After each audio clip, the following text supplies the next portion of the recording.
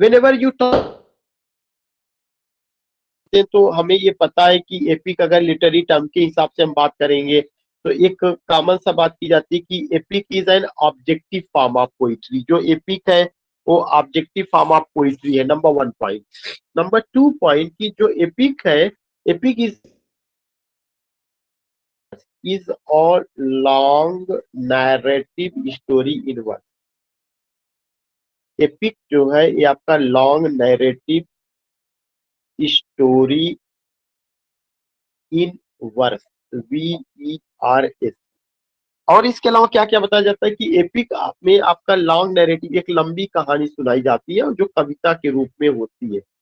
दूसरा चीज एपिक में क्या होता है कि एपिक में ग्रांड स्टाइल होता है। जो स्टाइल, उसका जो प्रेजेंटेशन का तरीका होगा वह कैसा होगा, वह ग्रांड होगा, GRAND, ग्रांड स्टाइल में होगा। तीसरा पॉइंट ये होता है कि अगर आप ग्रांड स्टाइल की बात करते हैं तो ग्रांड स्टाइल के अलावा उसमें एलिवेटेड थॉट होता है। कैसा थॉट होता है, एलिवेटेड, ELEVATED, एलिवेटेड थॉट होता है, THOUGHTS, एलिवेटेड थॉट्स होता है। उच्च विचार को लेकर के, ऐसा नहीं कि किसी ट्रिवियल सब्जेक्ट मैटर या किसी कॉमन सब्जेक्ट मैटर को लेकर के एपिक लिखा जाता है, ऐसा नहीं होता है।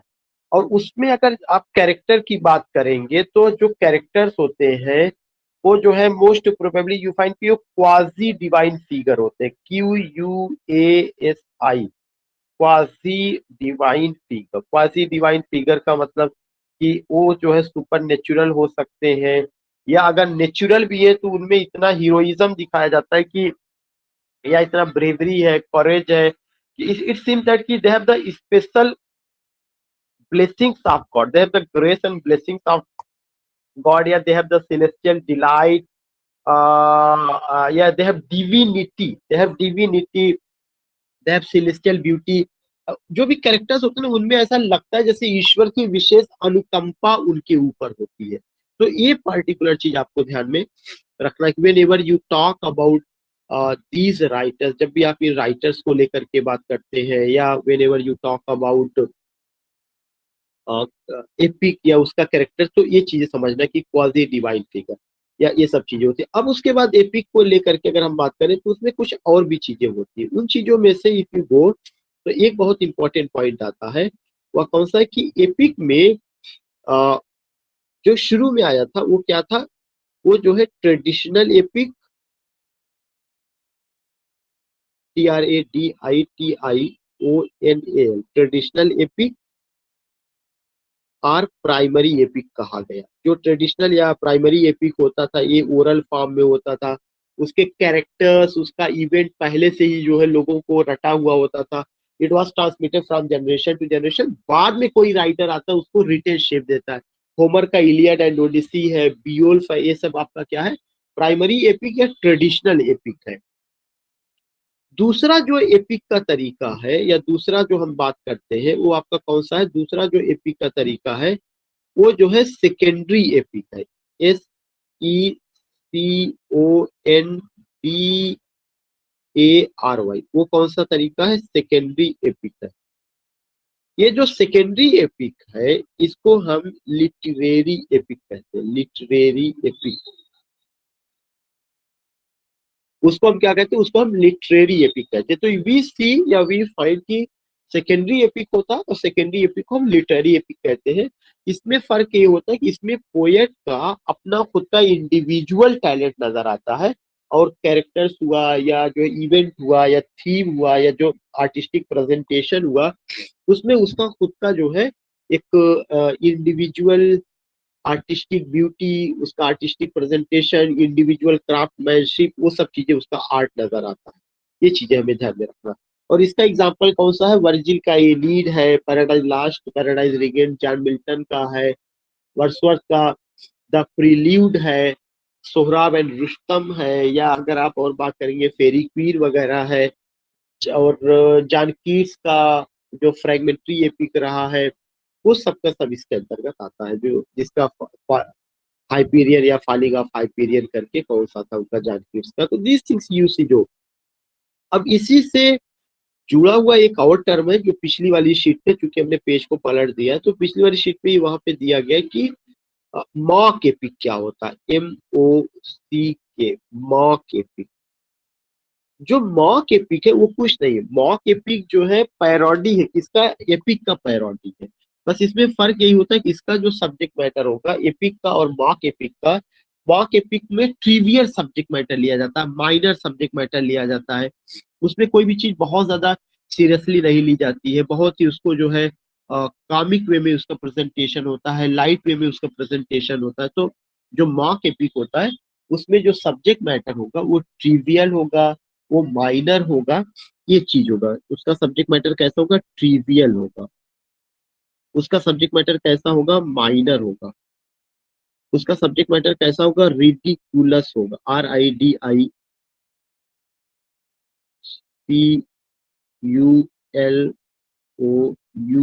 रिडिकुलस होगा। So what do you see there, mock epic, mock epic में जो सब्जेक्ट मैटर है ट्रिवियल है, माइनर है और क्या है, और रिडिकुलस है। This things you see, this things you find. और जो मॉक एपिक है वो क्या है, वो पैरोडी है, किसका पैरोडी है, एपिक का पैरोडी है। और ये आपको पता है कि जो the rape of the lock है किसका, अलेक्जेंडर पोप का, वो किसका एग्जांपल है, मॉक एपिक का example, that's an example of mock epic.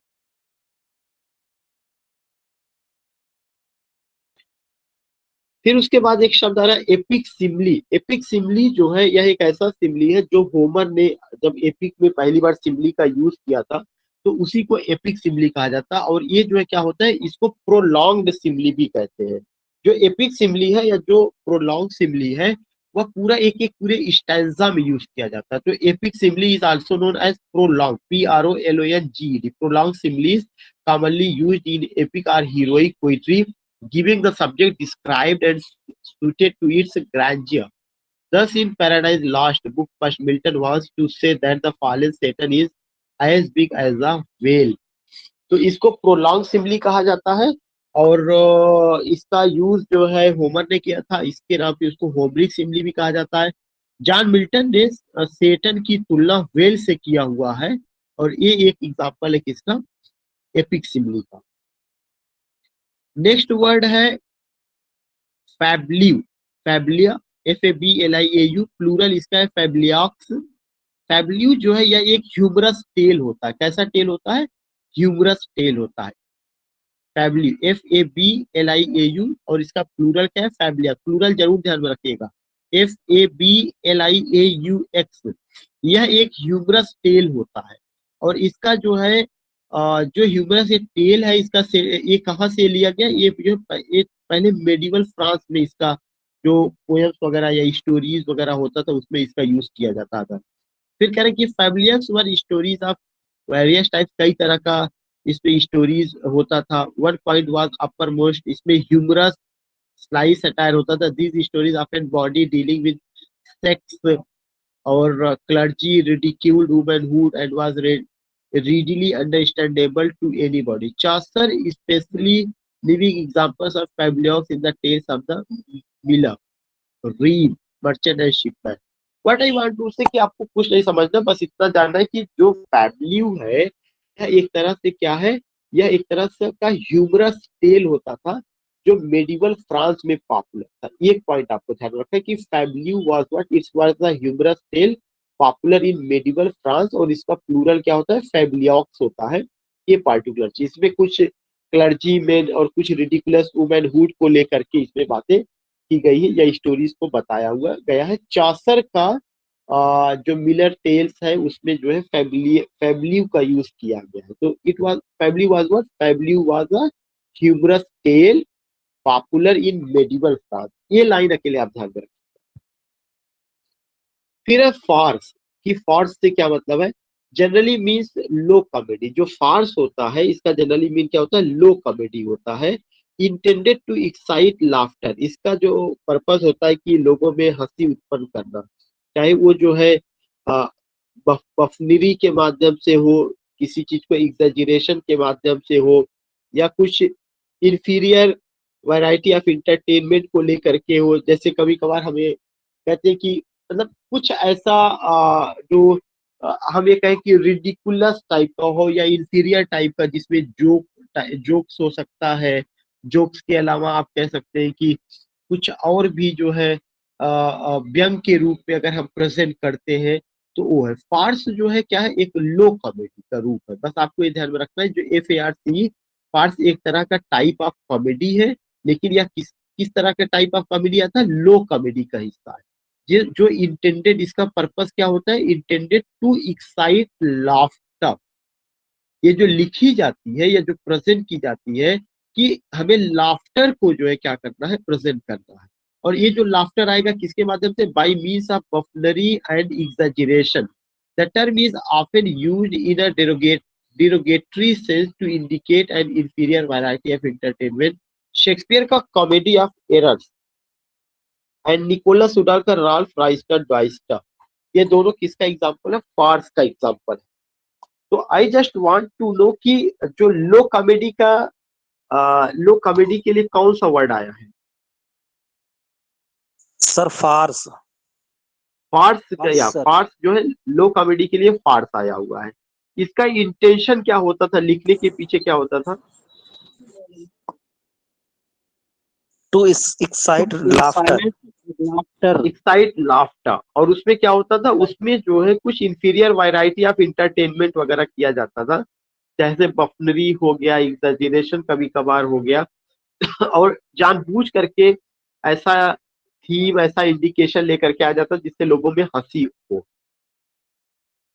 जो शेक्सपियर का कॉमेडी ऑफ एरर्स है और जो राल्फ राइस्टर ड्वाइस्टर जो निकोलस उडाल का है, ये किस कॉमेडी का एग्जाम्पल है। सर फार्स का। ठीक है, फार्स का। जो फैब्ल्यू है उसका प्लूरल क्या है, सर फैबुलैक्स। फैबुलैक्स। जो फैबुलैक्स है, तो अगर फैबुलैक्स है तो एक ह्यूमरस स्टोरी होती है या ह्यूमरस टेल होता है, छोटी सी कहानी। ये किस कंट्री में मेडिवल एज में बहुत ज्यादा पॉपुलर था। सर फ्रांस में। फ्रांस में। चौसर के किस कैरेक्टर में फैबुला नजर आता है। सर मिलर में। ठीक है, गुड। एपिक सिमिली आपको मैं बता ही चुका हूँ। एपिक मैंने मॉक एपिक मैंने आपको बता दिया। ये देखिए, fire of London the great, ये कोई लिटरेरी टर्म नहीं है। Fire of London the great एक घटना थी जो 1666 ईस्वी में घटित हुई है, नंबर 1 पॉइंट। और इसको एक डायरिस्ट है जिनका नाम जो है क्या था, सैमुअल पेपिस था, SAMUEL, Samuel Pepys, PEPYS। Samuel Pepys ने इस घटना का जिक्र अपनी डायरी में किया है। और एक घटना कब की, 1666 ईस्वी की है। इसमें हुआ क्या था, लगभग 13,000 घर जल गए थे, 87 चर्चेस जल गए थे, जिसमें एक बहुत पुराना चर्च था, old saint Paul cathedral church था, वो भी जल गया था। और इस घटना का जिक्र जॉन इवलिन और सैमुअल पेपिस ने अपनी डायरी में किया हुआ है। तो ये इतना आपको ध्यान में रखना है कि जो लंदन फायर है या कोई वो नहीं था, बल्कि एक घटना थी या एक डिजास्टर था जो 1666 ईस्वी में आया हुआ था। और इसके अलावा एक प्लेग बीमारी भी आई थी 1665 ईस्वी में। तो ये दो घटना, जो प्लेग बीमारी तो 1665 में थी और जो लंदन फायर था 1666 में हुआ था। और लंदन फायर में 13,000 घर, 87 चर्चेस, जिसमें एक बड़ा फेमस चर्च था the old saint Paul cathedral, वो भी था, जिसका जिक्र सैमुअल पेपिस और जॉन इवलिन ने, जो डायरिस्ट है, उन्होंने किया। बस इतना आपको ध्यान में रखना है। तो लंदन फायर की घटना कब होती है सर 1666। सर 1665। ठीक है। और जो प्लेग आता है वो कब हुआ था, जो डिजीज था, सर 1665। ये इन दोनों घटनाओं का जिक्र किसने किया हुआ है। सर सैमुअल पेपिस ने अपनी डायरी में। सैमुअल पेपिस और जो है और उन्होंने किया हुआ, ठीक है, जॉन एवलिन ने किया हुआ। इसमें कौन सा एक बहुत फेमस चर्च जल गया था। Sir cathedral Saint Paul cathedral. Then you see कि Georgian age in English literature, जो जॉर्जियन एज है वो 1914 से लेकर 1940 तक है, Georgian age in English literature. 1914 ईस्वी से लेकर 1940 ईस्वी तक है। और एक किसके नाम पर रखा गया था? जॉर्ज फिफ्थ के नाम पर रखा गया था। अगर आपको याद होगा कि जॉर्जियन एज से पहले मैंने आपको पढ़ाया था एडवर्डियन एज। जो एडवर्डियन एज था वो 1900, मुझे जहां तक याद आ रहा है कि 10 से था क्या, 1 से लेकर के 1910 तक, 1910 तक, कुछ लोग 1914 तक भी लेकर के गए हुए थे, उसको बात हुई थी। और वो एडवर्ड सेवन के नाम पर रहा था। इसी तरह से एक इंग्लिश लिटरेचर में जॉर्जियन एज आता है जो 1914 से 1940 तक रहा है लिटरेचर में। लेकिन जिसके नाम पर यह रखा गया उनका शासन 1910 से 1936 तक था। क्योंकि एडवर्ड सेवन के बाद जो नए राजा आते हैं वो जॉर्ज फिफ्थ थे। तो जो जॉर्जियन एज है वो जॉर्ज फिफ्थ के नाम पर रखा गया। किसके नाम पर रखा गया? जॉर्ज फिफ्थ के नाम पर। कब से कब तक रखा गया? 1910 से लेकर 1936 ईस्वी तक।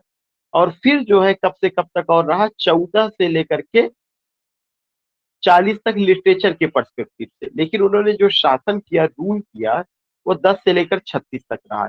उनके पहले कौन से किंग थे? एडवर्ड सेवन थे जो 1 से लेकर के 10 तक थे। उनके पहले कौन सी थी? क्वीन विक्टोरिया थी जो 1837 से 1901 ईस्वी तक थी। तो इतना 3 चीजें यहाँ पे और क्लियर हो जा रही, ये रहा है। अब सवाल ये उठता है कि जो जॉर्जियन एज है इसमें क्या क्या चीजें आती है। सबसे पहला चीज कि इसमें पोइट्री में बड़ा काम होता है जॉर्जियन एज में। कौन कौन से पोएट आते हैं? एक तो बड़ा नाम है टी.एस. एलियट का जॉर्जियन एज में। टी.एस. Eliot, W.B. येट्स भी रहे। और वार पोएट्स, वार पोएट्स में मैंने, अगर आपको याद होगा, सीज प्रायर सेशन को लेकर मैंने बात किया था, रूपर्ट ब्रूक को लेकर मैंने बात किया था, विल्फ्रेड ऑवेन को लेकर के मैंने बात किया था। ये सारे के सारे लोग आते हैं। फ्रेंच पोइट्री भी आती है। और इसी समय जो है नॉवेल में भी बड़ा नाम जो है आपका portrait of the artist as a young man के राइटर हेनरी जेम्स आते हैं। और वर्जीनिया वुल्फ आती है। ये सारे लोग भी जो है क्या है, रहे हुए हैं। और इसी समय जो है एक टर्म नया आता है जिसको हाई मॉडर्निज्म कहा जाता है। क्या कहा जाता है? High modernism. इसी एज में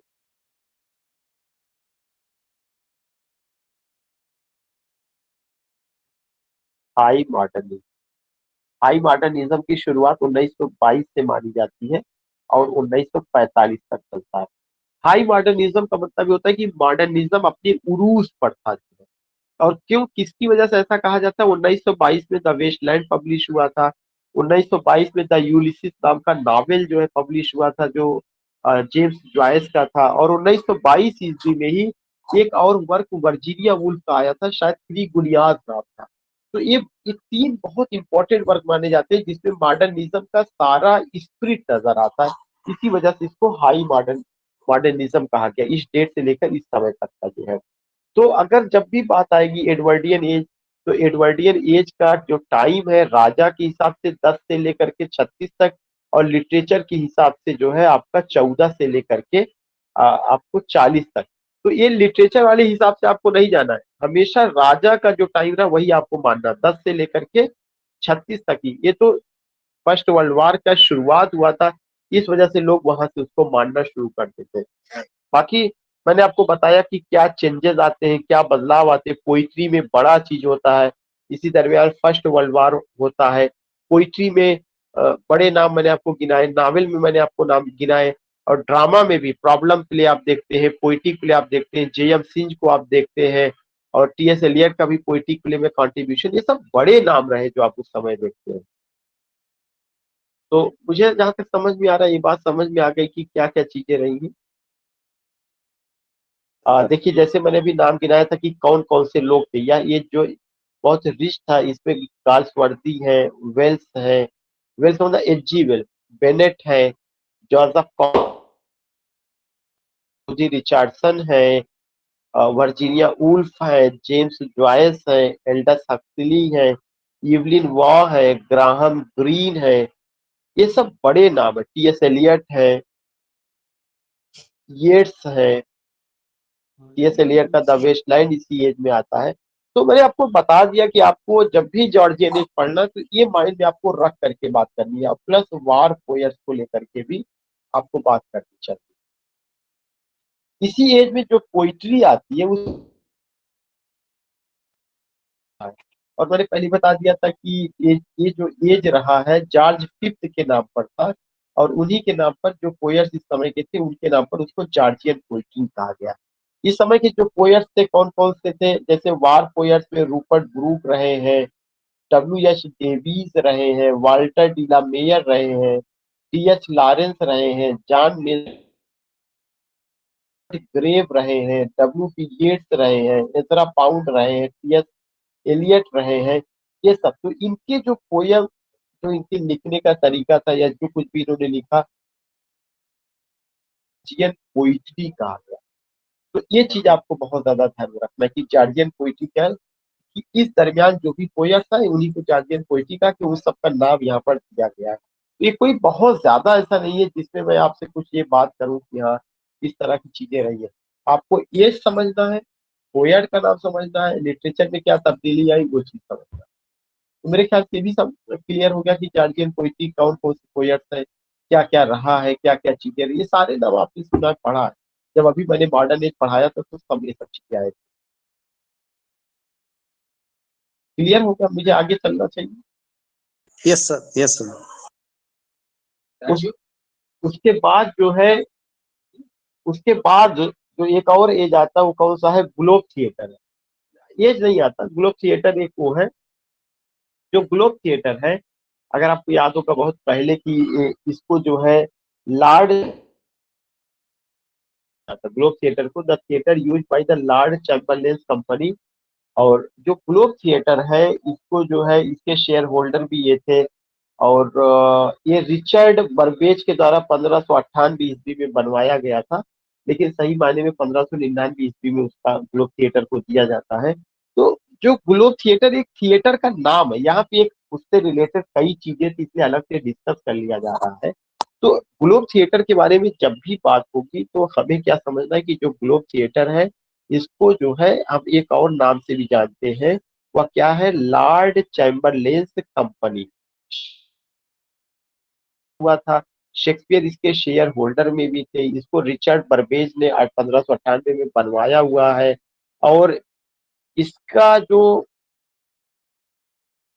ये जो है जिस पहले जिस मटेरियल पे बनाया गया था वो 1576 में कोई थिएटर था, द थिएटर, उस पर ये बनाया गया था। बाद में जो है ये साउथ बैंक साइड में जाकर के टेम्स नदी के किनारे इसको ले जाया गया, और यह ओपन थिएटर था। All this things you find, उसमें ये सब चीजें थी। लेकिन इसमें एक चीज ये रहा कि इसका जो परफॉर्मेंस था इसमें जो करीब 1200 दर्शक बैठ सकते थे, और इसमें जो है लैटिन इंस्क्रिप्शन में लिखा था कि ऑल द वर्ल्ड स्टेज, जो पूरी दुनिया है या एक स्टेज है, और ये कहाँ से लिया गया है, एज यू लाइक इट से लिया गया है ये चीज जो है। और इस थिएटर में 1613 ईस्वी में आग लग गई थी, और उस समय हेनरी एट्थ का प्रेजेंटेशन चल रहा था, और 1644 में इस थिएटर को ढहा दिया जाता है या रीबिल्ड किया जाता है, rebuild and finally pull down in 1644। तो अगर आप देखेंगे कि जो ग्लोब थिएटर है उसका एक हिस्ट्री रहा है, उसका हिस्ट्री ये रहा है कि इस थिएटर को तो एक और नाम है जिसका क्या नाम है, लॉर्ड चैम्बरलेन कंपनी के भी नाम से जाना जाता है। तो इसको ग्लोब थिएटर को किस और नाम से जाना जाता है, Lord Chamberlain company. Globe theatre को किसने बनवाया था, सर रिचर्ड बर्बेज।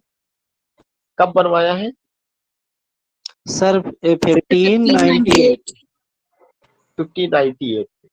और इसको जिसके जो है मटेरियल से बनाया गया है उसका नाम द थिएटर था, वो 1576 ईस्वी में बना हुआ था। और ये जो है टेम्स नदी के दक्षिण साइड में था, ये सब ठीक अपनी जगह है। और इसमें शेक्सपियर, और इसमें एक जगह लिखा हुआ है लैटिन में कि ऑल द वर्ल्ड स्टेज, तो ये जो डायलॉग है कहाँ से लिया गया है, sir as you like it से। As you like it, as you like it के एक्ट सेकंड से सीन 7 से लिया गया है। और जो ये थिएटर था इसमें आग कब लगी थी? 1613 में 1613 सर। उस समय शेक्सपियर का 1613 कौन सा प्ले परफॉर्म हो रहा था? Sir Henry sir Henry VIII। Henry VIII हो रहा था। इसको जो है Yes. पूरी तरह से कब खत्म ढहा दिया जाता है? सर 1644 1644। 1644 में। उसके पीछे रीजन ये था कि 1642 ईस्वी में थिएटर पे बैन लगा दिया गया था। मैंने हिस्ट्री आपको पढ़ाया तो मैंने बताया था कि थिएटर को बैन कर दिया गया था कब? 1642 में। गॉथिक नॉवेल जो रहा है 18th सेंचुरी का था। गॉथिक नॉवेल था 18th वैल्यू। तो गॉथिक नॉवेल 18वीं शताब्दी में आया और ये जो है जर्मन वर्ड गॉथ से आया हुआ है। इसमें रीजन को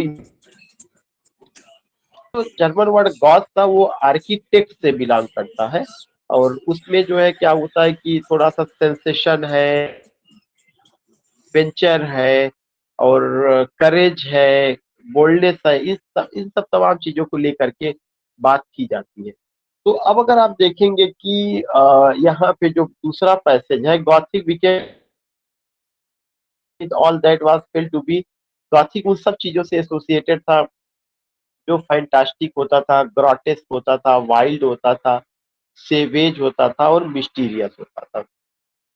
गॉथिक नॉवेल की सबसे पहली शुरुआत होरेस वॉलपोल के नॉवेल कैसिल ऑफ ऑटरैंटो से होती है जिसकी सेटिंग इटली में मिडिल एज में है। उसके बाद जो है कुछ और नॉवेल आता है मांक लेविस का द मांक आता है 1796 में। एंड राइटक्लिफ का द मिस्ट्रीज ऑफ उडाल्फो आता है। ये सब जेन ऑस्टिन का नॉर्थेंजर अबे आता है। जेन ऑस्टिन का क्या आता है? Northanger Abbey. I just want to tell you कि ये जितना चीजें आप देख रहे हैं या जितनी चीजें हम यहाँ पे देख रहे हैं उन सब में से अगर आप देखेंगे कि जो गॉथिक नॉवेल है या गॉथिक नॉवेल 18वीं शताब्दी में आया, जर्मन वर्ड गॉथ से या उसके आर्किटेक्ट से बिलोंग करता है। इसमें जो है ऐसे सब्जेक्ट मैटर को लिया गया जो फैंटास्टिक था, ग्रॉटेस्क था, वाइल्ड था, सेवेज था, मिस्टीरियस था। हाँ, और इसमें अगर आप देखेंगे तो इसकी शुरुआत होरेस वॉलपोल के कैसिल ऑफ ऑटरैंटो से होता है 1769 में। और आपके एक और राइटर है मॉन्क लेविस का द मॉन्क है 1796 ईस्वी में। एंड राइटक्लिफ का द मिस्ट्रीज ऑफ उडाल्फो 1794 ईस्वी में। जेन ऑस्टिन का नॉर्थेंजर अबे है। तो ये सब चीजें तो मैंने बता दी। केवल आप मुझे ऐसे से बताइए कि कैसल ऑफ ऑटरैंटो किसने लिखा है? सर होरेस वॉलपोल ने। वॉलपोल। Horace Walpole. इसमें डेट 1764 है लेकिन 1765 उसकी डेट आती है। और किसने लिखा है द मॉन्क? सर लेविस ने। लेविस ने लिखा है। Sir Lewis. The mysteries of Udolpho किसने लिखा है? सर एन रेडक्लिफ ने। द मिस्ट्रीज ऑफ किसने उडाल्फो। लिखा है Northanger Abbey? Sir Jane Austen ने। डस्टर। इसके अलावा एक और पॉइंट दिया गया है कि जो लॉर्ड बायरन है उनका एक ड्रामा है जिसका नाम है मैनफ्रेड। उसका जो हीरो है उसका भी स्पिरिट गॉथिक स्पिरिट है, मतलब वो भी लगभग गॉथिक पैटर्न पर ही लिखा गया। तो बायरन के किस ड्रामा में गॉथिक स्पिरिट का हीरो देखने को मिलता है? सर आयरॉनिक हीरो में। मैनफ्रेड। उसके बाद है ग्रेवयार्ड स्कूल। ग्रेवयार्ड स्कूल जो है 18वीं शताब्दी का एक ग्रुप ऑफ पोएट्स रहे हैं और इसको मैं पहले भी पढ़ा चुका हूँ। इनका जो सेटिंग होता था ग्रेवयार्ड में बैठ करके लिखते थे। इनमें depression, gloomy atmosphere, agony, grief और disinterestedness of the worldly life, materialistic life और जो सिस्टम थे बहुत ज्यादा उससे जो है खुश नहीं थे। ये जो लोग थे उसमें से एक राइटर जो है थॉमस ग्रे थे जिनका नाम था, जिनकी पोयम है elegy. Written in a country churchyard. दूसरे राइटर है रॉबर्ट ब्लेयर जिनकी पोयम है द ग्रेव।